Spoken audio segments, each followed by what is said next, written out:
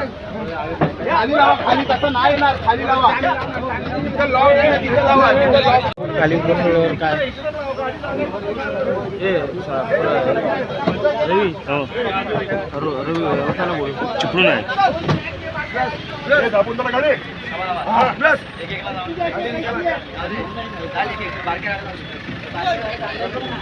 बारक्या काढा जाऊ दे, एक घ्या पुढे, बारक्या काढा जाऊ दे, बारक्या काढा जाऊ दे पटापट, बारक्या जाऊ दे फक्त चला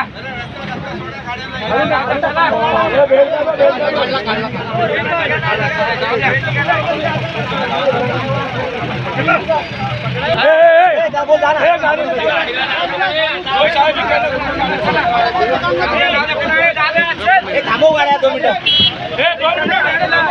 थांबव ना गाड्या.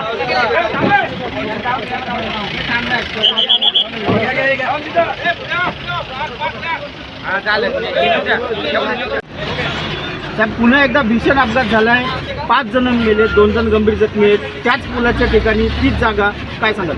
बघा, हाच तो पूल आहे की ज्यासाठी आम्ही आंदोलन केलं आणि इथं इंजिनियरला बांधला होता. 1.5 महिना आम्हाला प्रशासनाने जेलमध्ये टाकलं. आज परिस्थिती बघा, आज 5 लोक इथं मयत झालेले आहेत, एक गंभीर जखमी आहे. अशी ही परिस्थिती आणि रोज इथं अपघात आहे.